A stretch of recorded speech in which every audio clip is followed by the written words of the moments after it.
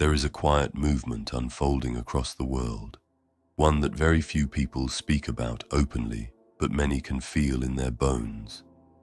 It isn't loud or dramatic. It doesn't look like a protest or a revolution. Instead, it looks like absence. More and more people who have spent years deepening their minds, facing their own shadows, and developing psychological self-awareness are simply slipping away from the collective stage. They leave social media without fanfare. They end careers that once defined them. They release relationships that no longer feel real. They vanish from the noise of society into places of solitude, simplicity, or anonymity. At first glance, it might seem like a mass burnout or an epidemic of antisocial behavior. But it isn't. It is something far older, something Carl Jung foresaw long before our age of constant connectivity. He called it a necessary withdrawal. Why would someone who has spent years becoming wiser, kinder, and more self-aware suddenly feel the need to disappear? Jung's answer is startling but simple.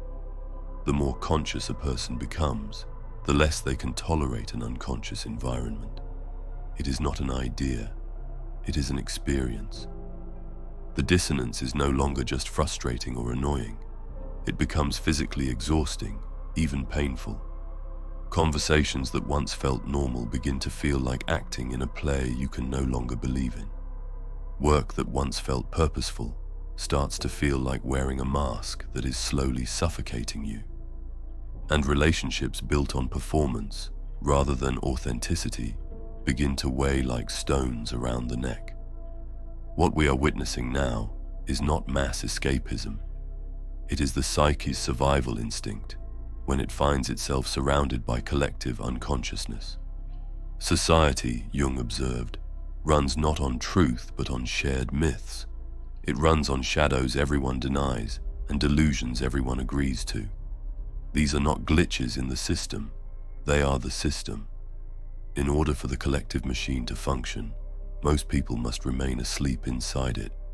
But when someone truly awakens, psychologically, not just intellectually, they become like a glitch in the matrix. They begin to see projections where others see enemies. They see unconscious games where others see noble causes. They see mass shadow theater where others see news and politics. And once they see it, they cannot unsee it. Jung himself experienced this.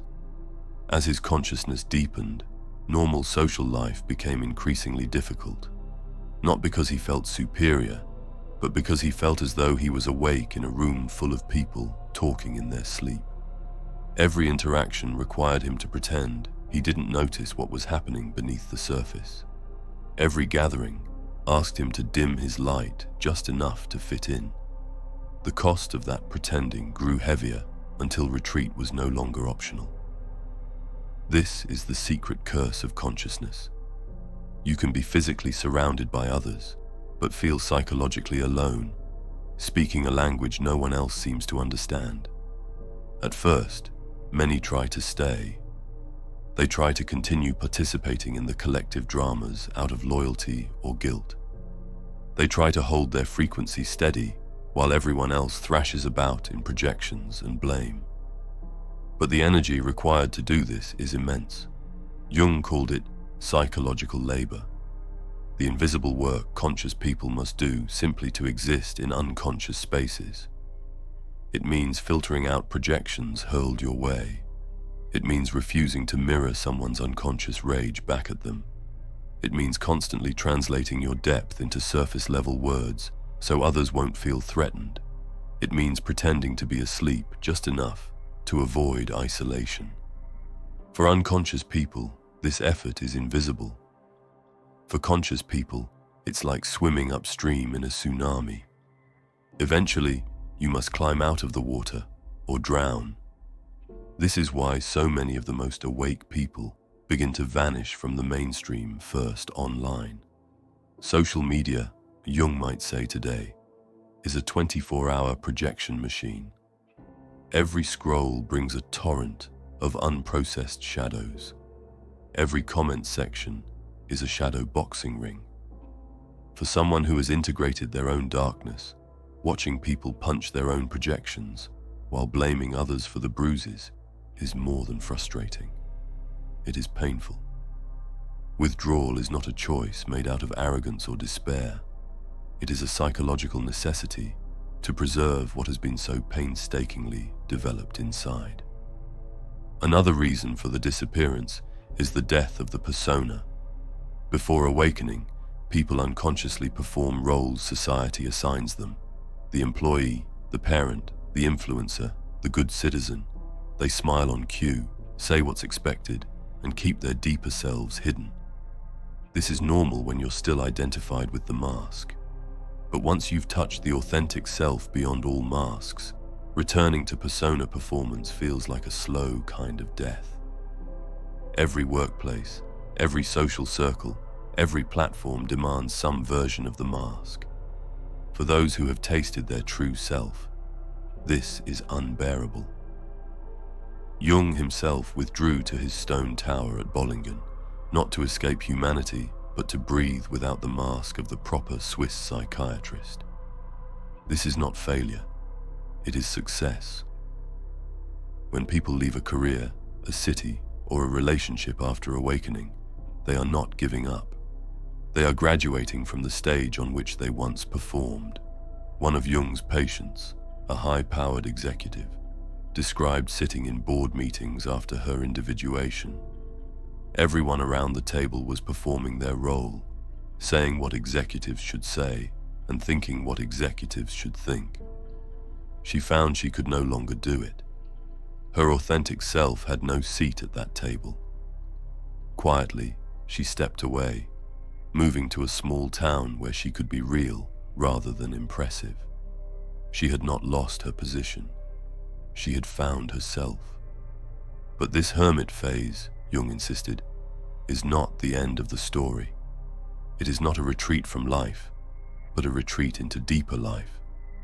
Just as a seed disappears beneath the soil before it sprouts, the psyche must withdraw to integrate what society would fragment. This is an archetypal pattern older than recorded history. The hero leaves the village, goes into the wilderness, faces the shadow, and returns transformed. The disappearance is not an escape but a gestation.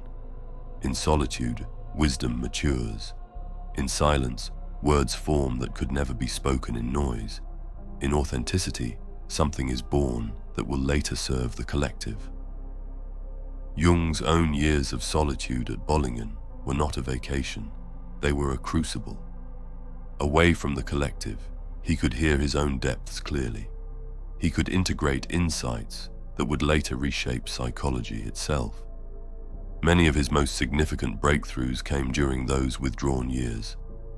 This is the deeper meaning of the exodus we are witnessing today. The people withdrawing are not turning their backs on society forever.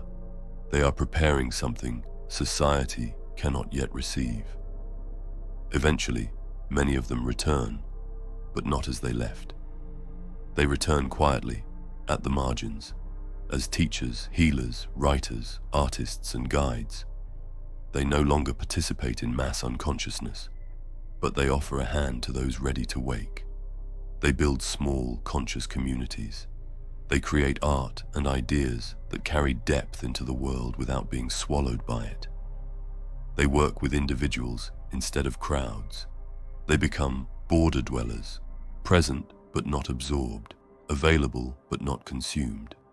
They understand now that once you have awakened, you cannot unawaken. Once you have individuated, you cannot rejoin the collective dream. This is evolution in action. Not everyone awakens at once. The pioneers leave first. They build new spaces and new models. They hold open the path for the next wave of awakening. What looks like abandonment from the outside is actually architecture, quietly constructing the bridges and shelters the collective will need when it begins to stir from its sleep. If you find yourself feeling the pull to withdraw, to disappear, to leave behind what once felt like home, you are not broken, and you are not antisocial. You are responding to a deep, archetypal necessity. Your psyche is protecting the consciousness you have worked so hard to grow. This is not spiritual bypassing or escapism. It is preparation. It is the hermit's path, which every true seeker must walk at some stage. Allow yourself to step back if you must. Find your version of Bollingen, a physical place of solitude, or simply a psychological distance from the noise. Stop pouring your precious awareness into interactions that drain it like water into sand. Stop performing for audiences who cannot see you. Stop translating your depths into surface words for people who are not ready to hear. This is not selfishness. It is stewardship. Consciousness is precious. It must be cultivated and protected if it is ever to bear fruit. And when you are ready, you will return. But you will return differently. Not to join unconsciousness, but to offer consciousness. Not to blend in, but to stand quietly at the edge, with gifts forged in solitude. The collective does not need more half-awake participants. It needs fully awakened individuals. It needs authenticity more than performance, depth more than appearance, consciousness more than conformity. This is why the spiritually awake are disappearing. It is not rejection. It is love. Love of truth, love of authenticity, love of the future society that may one day be ready to receive what they have become. They are walking an ancient path. Withdraw, transform, return transformed. If you are walking it too, remember this. Your disappearance is not the end of your story. It is the beginning of the chapter you were born to write. If you made it until here, leave a crown emoji in the comments. I want to see how many of you reach the end and are truly willing to finish what you start. And remember, live with honor or die a coward. Thank you so much for watching. Take care and stay strong.